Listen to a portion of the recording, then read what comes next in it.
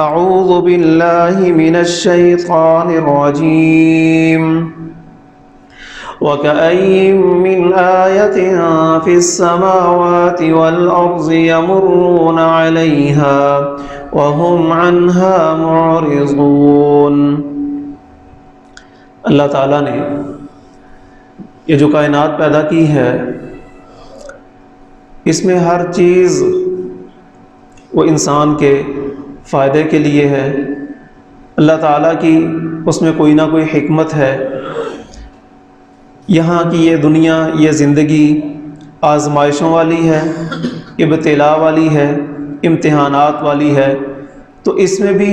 ہمارے لیے خیر ہے، ہمارے لیے بہتری ہے، تاکہ انسان اس دنیا کو ہی حقیقی زندگی نہ سمجھ لے، بلکہ یہاں کی آزمائشوں پر صبر کرے، یہاں کے امتحانات میں اللہ کے سامنے دست بدعا ہو، اس کے سامنے سجدہ ریز ہو۔ اللہ ان دعاؤں کے نتیجے میں اس کے لیے آخرت کے درجات بڑھا دیں، اس کے امتحانات کو ختم کریں، اور انسان ان ابتلاءات کے نتیجے میں اس دنیا کی بے ثباتی، اس کی بے حقیقتی، اس کا فانی ہونا، اس پر یقین کرے اور اللہ کی جنتوں کا حقدار بنے۔ یہ ان ابتلاء اور آزمائشوں میں اللہ تعالیٰ کی حکمت ہے۔ آج اس وائرس نے پوری دنیا کو اپنی لپیٹ میں لیا ہوا ہے، پریشانیاں ہیں، گھبراہٹیں ہیں، خوف ہے، لیکن اس میں بھی اللہ تعالیٰ کی حکمتیں ہیں، بڑے اسباق ہیں۔ دنیا میں کوئی شر محض شر نہیں ہے، اللہ تعالیٰ نے ہر شر میں کوئی نہ کوئی خیر کا پہلو ضرور رکھا ہوتا ہے۔ اس وائرس نے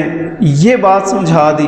کہ جو لوگ اللہ کے منکر ہیں، اللہ کے باغی ہیں، اور وہ سمجھتے ہیں کہ یہ کائنات خود بخود وجود میں آ چکی ہے، یہ سارے سلسلے خود بخود ہو رہے ہیں، جنہیں نیچری کہا جاتا ہے، یا جو کمیونسٹ ہیں، ان کے سامنے یہ بات واضح ہو گئی کہ ساری ترقیاں، سارا عروج، یہ سب کچھ ہونے کے باوجود ایک نظر نہ آنے والے وائرس نے، ایک ادنا سی مخلوق نے اگر انہیں بالکل بے بس کر دیا ہے، لاچار کر دیا ہے، تو اس کا معنی یہ ہے کہ کوئی ایسی ہستی ہے جو یہ کائنات کا سارا نظام چلا رہی ہے، اور جو کائنات کی ہر مخلوق پر اپنا زور اور اپنا کنٹرول رکھتی ہے۔ اور اس وائرس نے ہمیں یہ بھی سمجھا دیا کہ ہمیں بہرحال اپنے خالق کے ساتھ اپنے آپ کو جوڑ کے رکھنا چاہیے، اس کی تعلیمات، اس کی وحی اور اس کا بھیجا ہوا دین، یہی ہمارے لیے آخری پناہ گاہ ہے، اس کے علاوہ اور کوئی پناہ گاہ ہمارے لیے نہیں ہے۔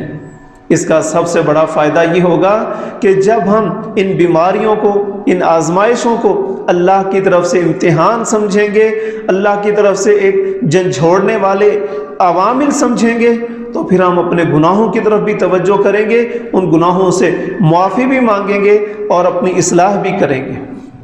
وَكَأَيِّن مِّنْ آيَةٍ فِي السَّمَاوَاتِ وَالْأَرْضِ، میں زمین و آسمان میں کتنی نشانیاں ہیں، یمرون علیہا، جن کے پاس سے یہ دن رات گزرتے ہیں، کتنے ان لوگوں پر ایسے عوامل اثر انداز ہوتے ہیں، وَهُمْ عَنْهَا مُعْرِضُونَ، لیکن انسان اتنا ہٹ درم ہے، کبھی اس نے غور ہی نہیں کیا کہ آخر یہ ساری چیزیں کیوں ہیں، یہ کس وجہ سے اللہ تعالی ہمیں جھنجھوڑ رہا ہے۔ ایک مقام پر فرمایا اولا یرون انہم یفتنون فی کل عام مرۃ او مرتین، کیا انسان دیکھتا نہیں اس پر یک کے بعد دیگرے آزمائشیں آتی ہیں، یک کے بعد دیگرے مصیبتیں اس پر آتی ہیں، انہیں آزمایا جاتا ہے، لیکن یہ لوگ توبہ نہیں کرتے، یہ اللہ کی طرف رجوع ہی نہیں کرتے۔ کس قدر بے خوف ہیں، کتنا یہ لوگ جری ہیں اور اپنے آپ کو بہادر سمجھے بیٹھے ہیں، حالانکہ بے بسی اور لاچاری کا عالم تو ہمارے سامنے۔ اس وائرس کے خوف سے ہر شخص اپنا چہرہ ڈھانپے ہوئے ہے، اور ایک پورا سر سے لے کر پاؤں تک ایک لباس ہے جو خاص طور پر میڈیکل سے تعلق رکھنے والے ہمارے ڈاکٹر حضرات، کیا مرد ہیں کیا عورتیں ہیں، سب نے وہ لباس پہنا ہوا ہے۔ اگر اس ایک وائرس کے خوف سے چہرہ ڈھانپا جا سکتا ہے تو پھر ہمیں جہنم کا عذاب بھی سامنے رکھنا چاہیے۔ غزوہ تبوک ہے، گرمی بڑی شدید ہے، بے سر و سامانی کا عالم ہے، اور کھجور کی فصل تیار ہے جس پر پورے سال کی گزران اور معیشت کا دار و مدار ہے، سفر بڑا طویل ہے، اور مقابلے میں دشمن وہ بڑا مضبوط ہے، وقت کی سپر پاور روم۔ کچھ لوگوں نے کہا مدینے میں لا تنفروا فی الحر، اور گرمی بڑی شدید ہے، جہاد پر نہ جانا، اس نبی کے ساتھ نہ نکلنا، یہ تو مروا دے گا، اسے تو پتہ ہی نہیں دنیا میں کیسے رہنا ہے، لوگوں کے ساتھ تعلقات کیسے ہوتے ہیں، ملکوں کے ساتھ تعلقات کیسے ہوتے ہیں، جہاد پر نہ جانا۔ کیوں؟ گرمی بڑی شدید ہے۔ اللہ تعالیٰ فرماتے ہیں ان بے وقوفوں سے کہو نار جہنم اشد حرا، جہنم کی گرمی بڑی شدید ہے، لو کانوا یفقہون، اگر عقل ہے تو اس جہنم کی گرمی سے بچنے کی فکر کرو۔ یہ دنیا کے کیڑے مکوڑے اور دنیا کی بیماریاں، ان سے بچنے کے لیے اگر چہرہ ڈھانپا جا سکتا ہے تو امہات صحابیات، امہات المؤمنین اور صحابیات، ان کی اقتداء میں ان کی پیروی کرتے ہوئے پردہ کرنا، چہرے کو چھپانا، یہ ہماری خواتین کے لیے انتہائی ضروری ہے۔ یہ وائرس، یہ بیماریاں تو عارضی ہیں،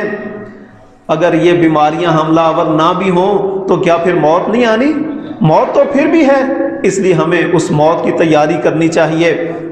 اور جس طرح بغیر کسی زینت کا لحاظ کیے، آخر آج بھی تو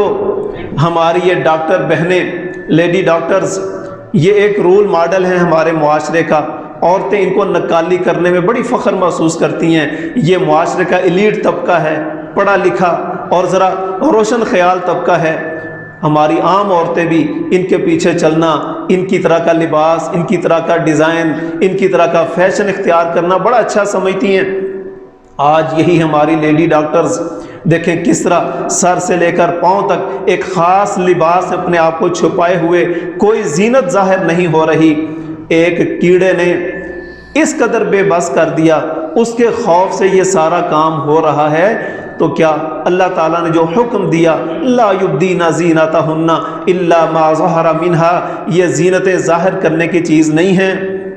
تمہارے خاص رشتہ دار ہیں جن کے سامنے تم اپنی زینت ظاہر کر سکتی ہو۔ اگر آج یہ پردہ ہو سکتا ہے، یہ زینت چھپ سکتی ہے، تو یہ زینت جہنم کے عذاب سے ڈرنے کے لیے بھی چھپ سکتی ہے، اللہ کی اطاعت میں بھی یہ زینت چھپ سکتی ہے۔ صرف سوچ کا فکر ہے، اس کا فرق ہے سوچ کا۔ ہم اپنے آپ کو اس کام پر تیار کر لیں کہ ہم نے یہ کام کرنا ہے، اللہ کے حکم سے کرنا ہے، تو پھر انسان کے لیے کوئی چیز مشکل نہیں ہوتی۔ یہ ظاہری بیماریوں سے بچنا بھی ضروری ہے، اس میں کوئی بات شک والی نہیں ہے، یہ شرعی تقاضا بھی ہے، لیکن اس سے بھی زیادہ ضروری ہے کہ ہم اپنے آپ کو جہنم کے دائمی عذاب سے بچانے کی فکر کریں۔ اور یہ ہمارے لیے توبہ کا موقع ہے، اپنی اصلاح کا موقع ہے۔ آخر زندگی ختم ہونے والی ہے۔ کتنے لوگ تھے جنہوں نے اس سے پہلے مسلسل نمازیں چھوڑتے تھے، کیا آج ہم نے ان لوگوں نے توبہ کر لی ہے؟ وہ لوگ جو پہلے کبھی قرآن کے قریب نہیں آتے تھے،